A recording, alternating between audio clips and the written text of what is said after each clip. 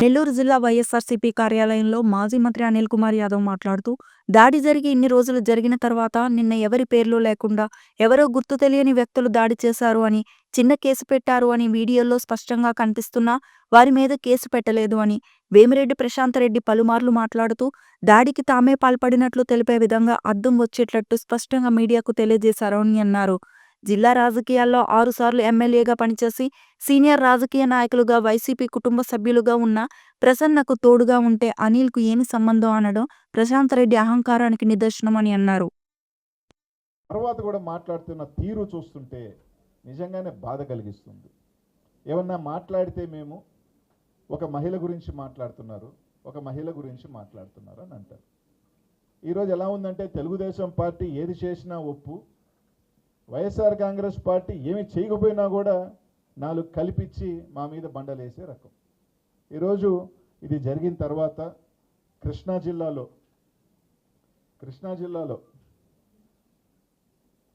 ఒక జిల్లా పరిషత్ chairman BC మహిళ చిన్న కుటుంబంలో నుంచి వచ్చి, హారిక చిన్న కుటుంబం నుంచి వచ్చి ఒక జిల్లా పరిషత్ చైర్మన్ స్థాయికి ఎదిగితే, ఆ అమ్మాయిని సొంత మండలంలో కార్యక్రమానికి వెళ్తుంటే దాదాపు 1.5 గంట సేపు ఆ అమ్మాయిని కారులోనే ఉంచి చుట్టుపక్కల తెలుగుదేశం పార్టీ జనసేన నాయకులు కార్యకర్తలు మాట్లాడిన భాష భయభ్రాంతులకు గురి చేసిన ఇది చూసాం.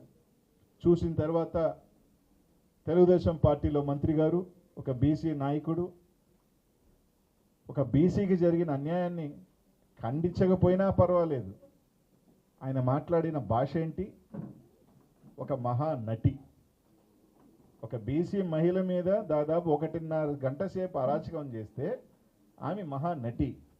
ఈమె మాత్రం ప్రశాంతమ్మ మాత్రం నానా రకాల భాష 1 సంవత్సరం నుంచి మాట్లాడచ్చు, ఇట్లాంటి అరాచకం చేయొచ్చు, ఒక ఇంటి మీద కూల్చేయచ్చు, మాజీ శాసనసభ్యులని మంత్రుల్ని అందరినీ పట్టుకొని వాడనొచ్చు, వీడనొచ్చు, పశువులు అనొచ్చు, ఆంబూతులు అనొచ్చు. ఆమె మాత్రం అమాయకురావు ఏదో చెప్పారు అంటే, ఒక పారిశ్రామికవేత్త డబ్బుండి ఒక మహిళ ఏమి చేసినా కూడా ఆమె కరెక్టే. అదే ఒక పేదింటి ఒక బీసీ మహిళ మాత్రం కష్టపడి పెద్ద స్థాయికి పోతే ఆ అమ్మాయి మాత్రం అంట మహానటంట.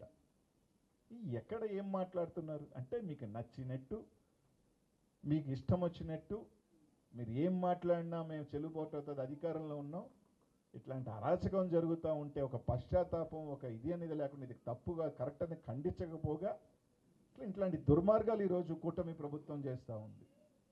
ఈరోజు ఎందుకు ప్రసన్న ఒక మాట మాట్లాడితే ఆయన జాగ్రత్తగా ఉన్నాడు అని చెప్పి మాట్లాడితే దాన్ని ఏదో తప్పు అర్థాలు, మహిళలో 100 మహిళల్లో కొందరు ఉంటారు అక్కడక్కడ. ఈరోజున్న రోజుల్లో 3 రోజుల క్రితం చూసాం, జనసేన వీర మహిళ కాళహస్తిలో ఇన్ఛార్జిగా ఉన్న ఆమె మర్డర్ చూసాం. ఆమె కూడా మహిళే కదా. వాళ్ళ డ్రైవర్ని చంపేసి కూవం నదిలో పడేసిన సంఘటన 3 రోజుల క్రితం వెలుగు వచ్చింది. అంటే ఇట్లాంటివి ఒక్కొక్కడి దగ్గర, అందరూ కాదు, 1% మహిళలు ఒక నేరపూరితమైన ఆలోచనలు, ఒక రాక్షసత్వమైన ఆలోచనలు, ఒక ఫ్యాక్షన్ మెంటాలిటీ గల ఆలోచనలు ఈ మధ్య సినిమాల్లో కూడా చూస్తూ ఉన్నాం. మామూలుగా ఆడవాళ్ళే ఫ్యాక్షన్ మెంటాలిటీతో చేసే కార్యక్రమం కూడా చూస్తూ ఉన్నాం. ఇవన్నీ ఎందుకు వస్తున్నాయి? అక్కడక్కడ 1% కొన్ని ఉన్నాయి. అట్లాంటి వాళ్ళని మీరు ప్రోత్సహించి దాడులు చేయించి వాళ్ళని ఇంకా అయ్యో పాపం వాళ్ళు మహానుభావులు, డబ్బులుంటే అవన్నీ చెరిగిపోతాయి, పేదింటోళ్ళు అయితే వాళ్ళ మీద ఏమైనా నచ్చనే చందా కూటమి వాళ్ళకి కరెక్ట్ కాదు, మంచి పద్ధతి కాదు ఇది. ఈరోజు ఆ అమ్మాయి కూడా ఒక బీసీ మహిళే, హారిక కూడా. ఇక్కడ జరిగింది కూడా మీ మహిళే, చంపింది కూడా కాళహస్తిలో. ఈరోజు దాడి మీదకి సంబంధించిన కేసులు కట్టకపోగా ప్రసన్న మీద ఒక కేసు కట్టారు, ఇంకా కూడా కడతారు. ఆ కేసో ఈ కేసో 1.5 సంవత్సరం తర్వాత ఆ మట్టి ఎత్తాడనో ఈ మట్టి ఎత్తాడనో కూడా దొంగ కేసులు కట్టే ప్రయత్నాలు చేస్తారు. ప్రయత్నాలు చేయకుండా పోరు, ఎందుకంటే ఏదో ఒక రకంగా కక్ష చేయాలి. ఇప్పుడు డ్యామేజ్ అయిపోయాం, నష్టమైంది, ప్రజల్లో చెడ్డగా పోయింది. కాబట్టి ఏదో ఒకటి చేయాలని ఒక ఆలోచన చేస్తారు.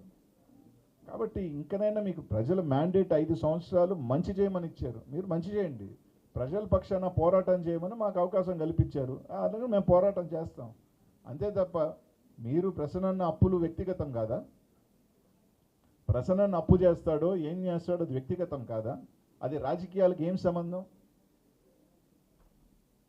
రాజకీయాలకు ఏం సంబంధం అంటే ఆయన అప్పు చేస్తాడు, అప్పు ఎగ్గొడతాడు, అప్పు తీసుకుంటాడు, అప్పు ఇస్తాడు, ఏమి సంబంధం? ఇవన్నీ మీరు వ్యక్తిగతంగా మాట్లాడితే మాత్రం కరెక్టు, ఇంకొకరు మాట్లాడితే మాత్రం తప్పు. ఇందాక చెప్పాడు ప్రసన్న చెప్పిన దానికి మీరెందుకు ద్వంద్వార్థాలు తీసుకుంటున్నారు? మీ మనసు ఏమన్నా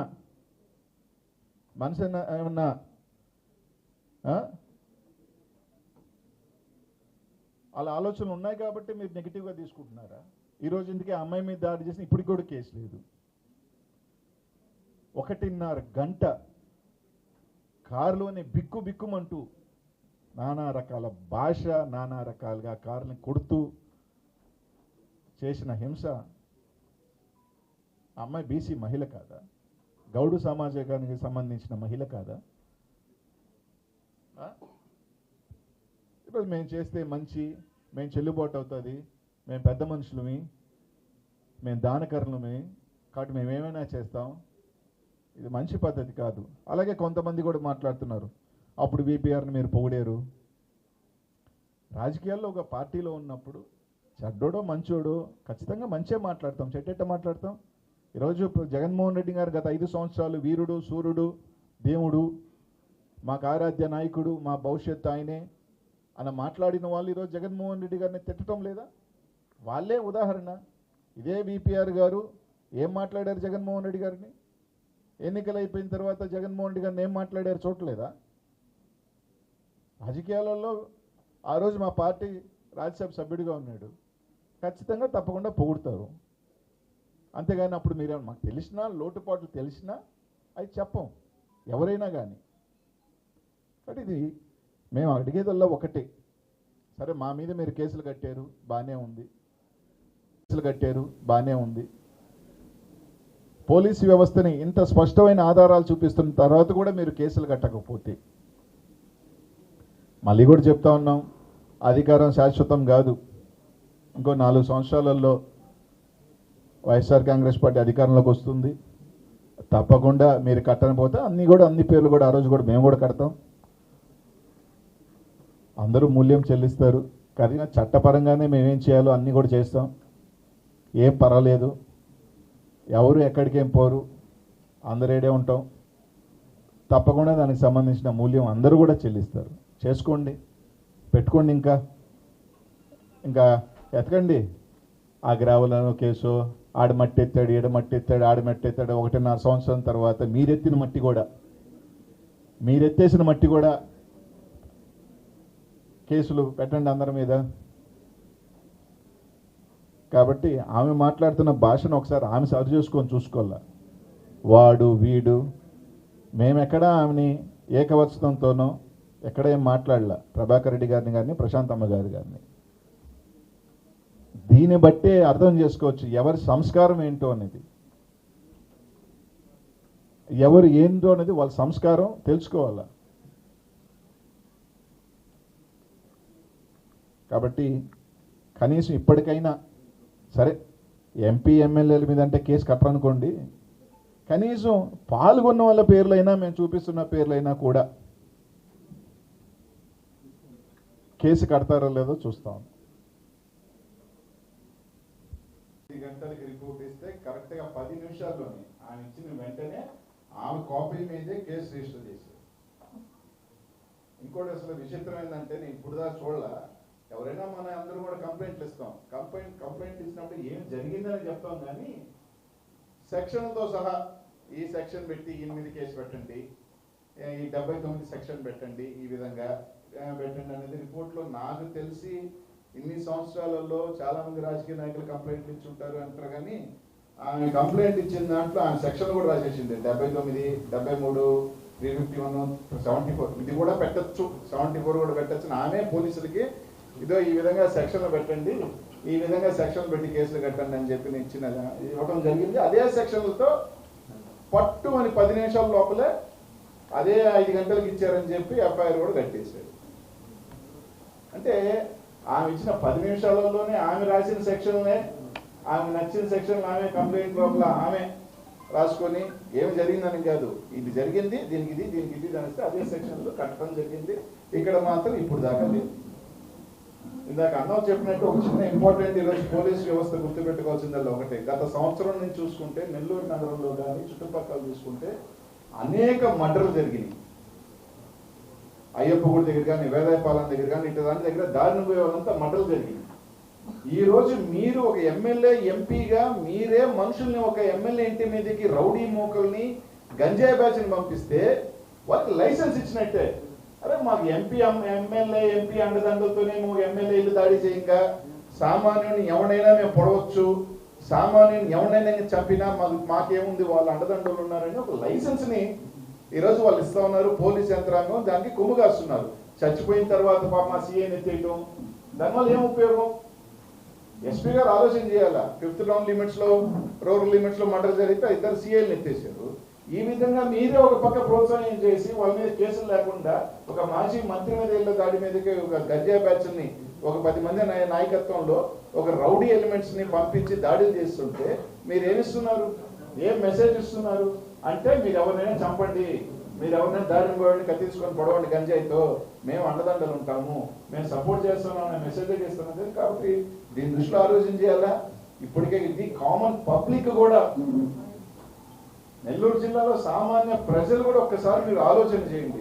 ఇట్లాంటి మర్డర్ చేసే బ్యాచ్ల్ని ప్రోత్సహిస్తూ ఇళ్ల మీదకి పంపిస్తున్నారంటే రేపు అదే మర్డర్ చేసే వాళ్ళకి ఎవరికైనా చంపేమని చెప్పే లైసెన్స్ని కల్పించడం కాదా అన్నది మాత్రం నెల్లూరు జిల్లా ప్రజలు గుర్తు చేసుకోవాలని చెప్పి మాత్రం తెలియజేస్తాను.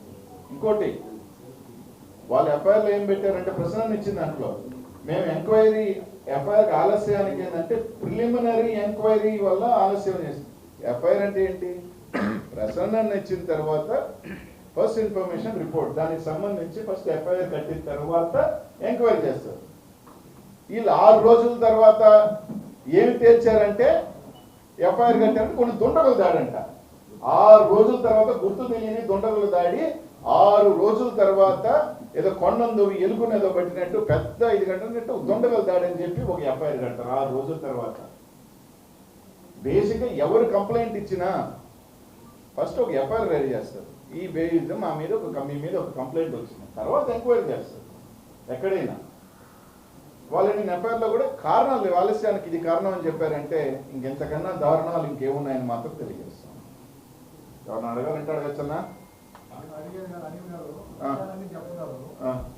సీనియర్ నాయకుడు జరిగింది తప్పకుండా. ఇప్పుడు దాడి అనేది ఇంకంటే వాళ్ళ ఏ విధంగా ఇప్పుడు గోవర్ధన్ రెడ్డి గారి మీద, ఇప్పుడు నెక్స్ట్ ప్రసన్న మీద, ఈ విధంగా కార్యకర్తల మీద దాడి చేయాలి. తప్పకుండా ఆ పరిస్థితి వస్తే కాపాడుకుంటాం. ఎందుకంటే నాయకులుగా మేము ఒక ఎగ్జాంపుల్ సెట్ చేసుకోవాలి కాబట్టి మేమందరం ఒకవేళ నిజంగా అదే పరిస్థితి కార్యకర్తలకు వస్తే మాత్రం తప్పకుండా మేము చేయాల్సినవి మాత్రం తప్పకుండా చేస్తాం. ఎందుకంటే మేమనేదే అగ్రెషన్లో పోతే, మేమనేదే ఇళ్ల మీద కూడా దాడి చేయడం మొదలు పెడితే అది కింద దాకా దాన్ని రెజనేట్ అవుతుంది. కింద దాకా కూడా అరే మనం కూడా చేయాలి. కాబట్టి మేము ఉన్నప్పుడు ఒక ఎగ్జాంపుల్ సెట్ చేయాలి కాబట్టి మేము దానికి సంబంధించి దాడికి అనేది కరెక్ట్ కాదు అని ఒక అడిగి వెనక్కి వేసాం. అలా అని చెప్పి మా కార్యకర్తలు మీకు ఇదే సందర్భం పోతే మాత్రం తప్పకుండా దాని దగ్గర మేము కూడా యాక్షన్ తీసుకుంటాం. ఎందుకు ఆత్మరక్షణలో పడింది అంటే ఇప్పుడు కొట్టేశాడు కాబట్టి వాడు పై చెయ్యి కొట్టించుకుని మా మీదకి వచ్చినాడు అలా చిన్న చెయ్యం కాదు.